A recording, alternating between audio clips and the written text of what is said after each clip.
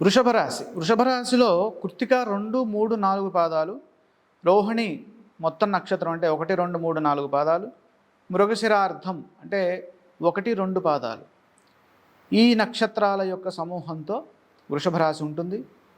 వృషభ రాశి వారికి పరాభవనామ సంవత్సరంలో ఆదాయం 5, వ్యయం 14, రాజపూజ్యం 5, అవమానం 4. అంటే ఆదాయం కంటే వ్యయం అత్యధికంగా గోచరిస్తోంది కాబట్టి అనవసర ఖర్చులు లేకుండా జాగ్రత్తగా అంటే ఫైనాన్షియల్ ప్లానింగ్ తోటి ముందుకు వెళ్ళినట్లయితే ఈ సంవత్సరం వృషభ రాశి వారికి చాలా చక్కటి శుభయోగాలు సిద్ధిస్తాయి. అదేవిధంగా రాజపూజ్యం చాలా బాగుంది కాబట్టి గౌరవం, సమాజంలో పేరు ప్రతిష్టలు పెరుగుతాయి. ఇక ప్రధాన అంశాలు కనుక చూసినట్లయితే 2026వ సంవత్సరం వృషభ రాశి వారికి రాజయోగ సంవత్సరంగా మనం చెప్పచ్చు. కారణం ఏంటంటే ద్వితీయ స్థానంలో ఉన్నటువంటి గురువు చాలా చక్కటి శుభయోగాల్ని ప్రసాదిస్తున్నారు. అలాగే సంవత్సరం అంతా శని భగవానుడు లాభస్థానంలో విశేషమైనటువంటి రాజయోగాన్ని ఇస్తున్నారు. ఏకాదశస్థా సర్వే గ్రహాః శుభఫలప్రదాః. లాభంలో ఏ గ్రహం ఉన్నా మంచి ఫలితాన్ని ఇస్తుంది. అలాగే కర్మకారకుడైనటువంటి శని గనక ఉన్నట్లయితే ఆయన 2.5 సంవత్సరాల పాటు అక్కడే ఉంటారు కాబట్టి చాలా గొప్ప యోగం అక్కడ సూచిస్తోంది.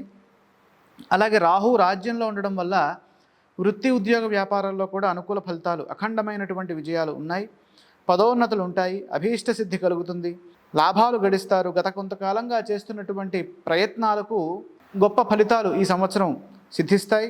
ప్రమోషన్లు, వేతనాలు పెరుగుదల, తర్వాత సమాజంలో కీర్తి ప్రతిష్టలు ఉంటాయి. అదృష్ట యోగం సూచితం. డిసెంబర్ 7 నుంచి రాహువు భాగ్యంలో ఉండడం వల్ల ఆధ్యాత్మిక యాత్రలు చేస్తారు. అలాగే కుటుంబంలో పెద్దల ఆరోగ్యం పట్ల జాగ్రత్తలు తీసుకోవాలి. సంవత్సర ఆరంభంలో గురువు ధనస్థానంలో ఉండడం వల్ల ఆర్థికంగా అభివృద్ధి సాధిస్తారు. ధనాదాయ మార్గాలు పెరుగుతాయి. కుటుంబంలో శుభకార్యాలు జరుగుతాయి. వాక్చాతుర్యంతో పనులను చక్కబెడతారు. జూన్ నుండి గురువు తృతీయ స్థానంలోకి సంచరించడం వల్ల ప్రయాణాలు ఏవైతే ఉంటాయో వాటిలో ఒత్తిడి పెరగకుండా చూసుకోవాలి. అలాగే పని ఒత్తిడి కూడా పెరుగుతుంది, అది చూసుకోవాలి. అలా లేకుండా ముందస్తు ప్రణాళికలతో వెళ్ళాలి. అక్టోబర్ తర్వాత గురువు 4వ ఇంటికి మారినప్పుడు కుటుంబ బాధ్యతలు పెరుగుతాయి. కేతువు చతుర్థంలో ఉండడం వల్ల కుటుంబ సమస్యలు పెరగకుండా చూసుకోవాలి. అదేవిధంగా గృహోపకరణాల విషయంలో కొంత మేలుకవ అవసరం. అయితే దగ్గర వారితో మనస్పర్ధలు రాకుండా జాగ్రత్త వహించాలి. గృహంలో అశాంతి లేదా ప్రయాణం మధ్యలో కొద్దిగా ఇబ్బందులు ఎదురయ్యే అవకాశాలు కూడా ఉన్నాయి. అలా ఎదురవ్వకుండా గృహంలో అశాంతి లేదా ప్రయాణం మధ్యలో కొద్దిగా ఇబ్బందులు ఎదురయ్యే అవకాశాలు కూడా ఉన్నాయి. అలా ఎదురు కాకుండా చూసుకోవాలి. డిసెంబర్ 7 నుంచి కేతువు తృతీయంలో ఉండడం వల్ల ధైర్య సాహసాలు పెరుగుతాయి. అంటే ఉపచయ స్థానాల్లో రాహుకేతువులు యోగిస్తారు కాబట్టి తృతీయంలో ఉన్నటువంటి కేతుబలం వీరికి సహకరిస్తుంది. అదేవిధంగా శ్రమకు తగిన ప్రతిఫలంతో కూడిన కీర్తి ప్రతిష్టలు సంపాదిస్తారు.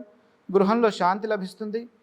ఈ సంవత్సరము ప్రధానంగా గురువు ఎప్పుడైతే తృతీయ స్థానంలోకి ప్రవేశిస్తారో, అనగా జూన్ 1వ తారీఖు నుండి గురువు తృతీయంలోకి ప్రవేశిస్తారు కాబట్టి ఆ సమయం నుండి కొద్దిగా గురుబలం తగ్గుతోంది కాబట్టి అప్పటి నుండి ఈశ్వరారాధనతో పాటు గురుధ్యాన శ్లోకాలు చదువుకోవడం మంచి ఫలితాలు ఇస్తుంది. అదేవిధంగా చతుర్థంలో ఉన్నటువంటి కేతువు యొక్క బలం పెరగడానికే గణపతి ఆరాధనతో పాటుగా దుర్గాదేవి స్తోత్ర పారాయణ విశేషమైన శుభాన్ని ప్రసాదిస్తుంది.